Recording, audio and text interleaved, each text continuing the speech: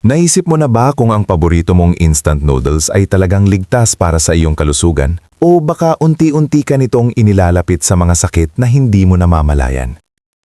Sa bilis ng buhay ng maraming Pilipino, ang instant noodles ay naging bahagi na ng araw-araw na pagkain. Mura, mabilis lutuin, at madaling mabili kahit saan. Pero sa likod ng masarap nitong lasa at convenience, may mga brand na posibleng naglalaman ng sobrang sodium, preservatives at artificial additives na maaaring makasama sa ating katawan kapag madalas kinakain. Ayon sa ilang pag-aaral, ang labis na pagkonsumo ng instant noodles ay inuugnay sa mataas na panganib ng alta presyon, sakit sa puso at iba pang chronic diseases. Kaya mahalagang maging mapanuri sa pagpili ng ating kinakain. Sa video na ito, ibabahagi natin ang 6 na brand ng noodles sa Pilipinas na dapat mong iwasan sa lahat ng paraan. At mas mahalaga, ipakikilala rin natin ang 3 mas ligtas na alternatibo na maaari mong piliin para sa mas healthy na lifestyle. Huwag kang aalis dahil ang impormasyong ito ay maaaring magligtas ng iyong kalusugan at ng iyong pamilya. Bago tayo magsimula, sabihin mo sa komento anong brand ng noodles ang madalas mong binibili sa tindahan at kinakain. Sa tingin mo ba ligtas ang pagpili mo? Ang bawat komento ay binabasa namin at upang makatulong sa ibang may karanasan. Okay, simulan na natin. Una, Lucky Me Pancit Canton Original. Ang Lucky Me Pancit Canton Original ay isa sa pinakasikat sa Pilipinas. Ngunit ayon sa nutrition studies, ang brand na ito ay may mataas na sodium, tinatayang 1,200 mg kada serving, at artificial flavor enhancers. Ang mataas na sodium content ay nagdudulot ng pagtaas ng blood pressure, edema, at posibleng kidney stress sa pangmatagalang mablamit. Bukod dito, ang pancit canton ay may malaking amount ng saturated fats na nagdudulot ng cholesterol buildup sa arteries. Kahit mabilis lutuin at mura, ang sobrang pagkain ng Lucky Me Pancit Canton ay maaring magdulot ng mga chronic health issues, lalo na sa mga taong may family history ng hypertension o heart disease. Sa madaling salita, habang masarap at convenient, ang brand na ito ay hindi dapat kainin araw-araw at dapat limitahan sa mga special cravings lamang. Pangalawa, Payless Instant Noodles Beef Flavor. Ang Payless Instant Noodles Beef Flavor ay isang budget-friendly option. Ngunit ayon sa study sa food safety, ang ilang batch nito ay may mataas na sodium at preservative additives. Ang patuloy na pagkain ng ganitong noodles ay maaring magdulot ng fluid retention, pagtaas ng blood pressure at stress sa kidney. Ayon sa research ng Philippine Heart Association, ang madalas na high-sodium diet ay direktang nag-aambag sa cardiovascular risk. Bukod sa health concerns, ang Payless brand ay may limited nutrient content. Halos walang dietary fiber, vitamins o minerals. Para sa mga kabataan at OFWS na umaasa sa instant meals, maaring magdulot ito ng nutrient deficiency sa pangmatagalan. Kaya kahit mura at madaling lutuin, hindi magandang gawing pang-araw-araw na pagkain ang brand na ito. Limitahan ito sa occasional na convenience meal lamang. Kung nanonood ka pa rin ng video na ito at nakakatulong sa iyo ang mga impormasyong ito, paki-comment ng numero 2 sa ibaba para malaman kung nandito ka. At kung hindi ka pa nakaka-subscribe, inirerekomenda kong mag-subscribe ka at i-on ang bell notification para hindi mo makaligtaan ang mga susunod na videos. Ang iyong suporta ay tumutulong sa amin na makagawa pa ng magagandang content para sa iyo. Ngayon, magpatuloy tayo. Pangatlo, Nissin Cup Noodles Chicken Flavor. Ang Nissin Cup Noodles Chicken Flavor ay kilala sa convenience at availability sa sari-sari stores. Subalit, ang nutrition labels ay nagpapakita ng mataas na sodium, 1,050 mg kada serving at MSG content. Ayon sa mga nutritionists, ang regular na pagkain ng high-sodium instant noodles ay maaaring magdulot ng hypertension, heart disease at kidney stress.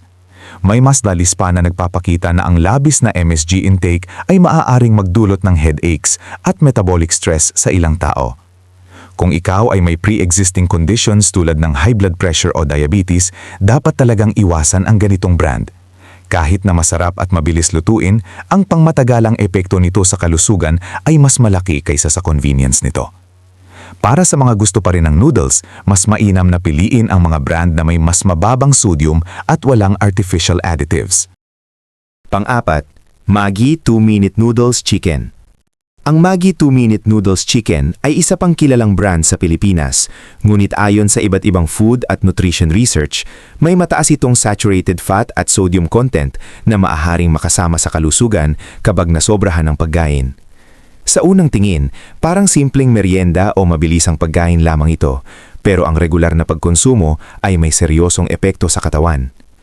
Ayon sa mga pag-aaral ng Philippine Food and Nutrition Research Institute, FNRI, ang madalas na pagkain ng instant noodles, lalo na sa kabataan at mga abalang Pilipino, ay may direktang kaugnayan sa pagtaas ng body mass index, BMI, blood pressure, at risk ng metabolic diseases. Kapag nasanay ang katawan sa maalat at mamantikang pagkain tulad nito, tumataas ang posibilidad ng obesity, high cholesterol, at hypertension sa paglipas ng panahon. Mas delikado pa rito, kadalasan ay kulang ito sa essential nutrients tulad ng fiber, vitamins at minerals na kailangan ng katawan araw-araw. Oo, convenient at mabilis itong lutuin, lalo na kapag nagmamadali o nagtitipid, ngunit hindi ito sapat bilang pangunahing pagkain. Mas mainam pa rin na ituring ito bilang occasional food lamang. Kung maaari, piliin ang mas natural at masustansyang alternatibo upang mapanatili ang malusog na pangangatawan. Panglima, Lucky Me Instant Mami Original Flavor. Ang Lucky Me Instant Mami Original ay isa sa pinakapopular at abot-kayang instant noodles sa Pilipinas, lalo na sa mga estudyante at busy na manggagawa. Madali itong ihanda at swak sa budget, kaya madalas itong nagiging go-to meal. Ngunit ayon sa mga pag-aaral sa nutrisyon, ang ganitong uri ng instant noodles ay naglalaman ng mataas na sodium, umaabot ng humigit kumulang 1,000 mg kada serving na halos kalahati na ng inirerekomendang daily intake ng World Health Organization. Bukod dito, may mga artificial flavorings at preservatives na maaaring makaapekto sa kalusugan kapag madalas kainin. Ayon sa mga eksperto sa puso tulad ng Philippine Heart Association, ang labis na sodium intake ay may direktang kaugnayan sa high blood pressure na isang pangunahing risk factor sa heart attack at stroke. Maaari rin itong magdulot ng kidney stress at water retention, lalo na sa mga taong may hypertension o problema sa bato. Kaya kahit masarap at convenient, hindi ito dapat gawing pang-araw-araw na pagkain. Mas makabubuting limitahan ang pagkain ito at palitan ng mas masustansyang alternatibo tulad ng lutong bahay na sabaw na may sariwang gulay at protina upang mapanatili ang kalusugan ng puso at katawan. Pang-anim, Payless Instant Noodles Chicken Flavor. Katulad ng beef flavor, ang Payless Chicken Flavor ay kilala sa mataas na sodium content, artificial flavoring at preservatives na halos walang naiaambag na tunay na nutrisyon sa katawan. Ayon sa mga pag-aaral, ang sobrang sodium intake ay direktang inuugnay sa pagtaas ng blood pressure na maaring humantong sa hypertension at sakit sa puso. Bukod dito, ang madalas na pagkain ng instant noodles ay may kaugnayan din sa metabolic syndrome, isang kondisyon na nagpapataas ng risk ng diabetes at stroke. Para sa mga kabataan at OFWs na umaasa sa mabilis at murang pagkain, mahalagang maunawaan na ang ganitong produkto ay hindi ligtas kung gagawing pang-araw-araw na pagkain. Maaring magdulot ito ng fluid retention, panghihina at unti-unting pagkasira ng kalusugan. Mas mabuting piliin ang masustansyang alternatibo tulad ng lutong bahay na pagkain na may gulay at protina upang mapanatili ang lakas at sigla ng katawan. 3 ligtas na brand na maaari pang kainin. Ayon sa mga nutrition experts at ilang pag-aaral sa food safety, may ilang instant noodles na mas ligtas kainin kung paminsan-minsan lamang at hindi araw-araw. Isa na rito ang Mayo-Jo noodles na kilala sa pagkakaroon ng mas mababang sodium at saturated fats kumpara sa ibang karaniwang instant noodles sa merkado.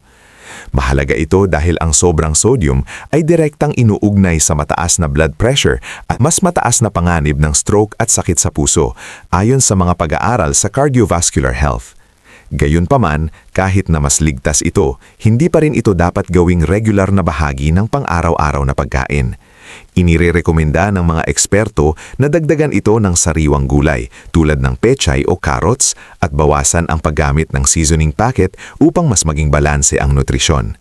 Tandaan, ang susi sa kalusugan ay hindi lamang kung anong brand ang pipiliin, kundi kung gaano padaas at paano mo ito kinakain. Pangalawa, Mama Instant Noodles, natural flavors at walang MSG. Ang Mama Instant Noodles ay madalas na itinuturing na mas magaang na opsyon kumpara sa ibang instant noodles dahil sa paggamit nito ng natural flavors at malinaw na label na walang idinagdag na MSG o monosodium glutamate. Ayon sa ilang pag-aaral sa larangan ng food science, ang sobrang pagkonsumo ng MSG ay maaring magdulot ng pananakit ng ulo at pagtaas ng blood pressure sa mga sensitibo individual, kaya mas pinipili ng ilan ang mga produktong walang ganitong sangkap. Gayunpaman, mahalagang tandaan na kahit walang MSG, ang instant noodles ay mataas pa rin sa sodium at preservatives. Ayon sa World Health Organization, ang labis na sodium intake ay may direktang kaugnayan sa hypertension at sakit sa puso. Kaya kahit mas safe ang opsyon nito, pinakamainam pa rin ang pagkain nito ng paminsan-minsan lamang at iparis sa gulay o protina para sa mas balansing nutrisyon. Pangatlo, Indomie Mi Goreng. Moderate sodium, mas balancing ingredients. Ayon sa ilang pag-aaral sa nutrisyon, ang mga instant noodles na may mas mababang sodium at mas balansing sangkap ay mas hindi nakakapagpataas ng panganib sa high blood pressure kumpara sa ibang brands na sobrang alat. Ang Indomie Mi Goreng ay kilala sa mas kontroladong sodium content at mas maingat na timpla ng seasoning, kaya mas okay itong piliin kung hindi talaga maiiwasan ang pagkain ng instant noodles. Gayunpaman, tandaan na kahit ito ay mas better option, hindi pa rin ito dapat gawing pang-araw-araw na pagkain. Ipinapakita ng research na ang madalas na pagkain ng processed foods ay may kaugnayan sa sakit sa puso at metabolic issues. Kaya mas mainam pa rin na unahin ang sariwang gulay, prutas, whole grains at lutong bahay na pagkain upang mapanatili ang malusog na katawan at maiwasan ang sakit. Pangwakas na kaisipan.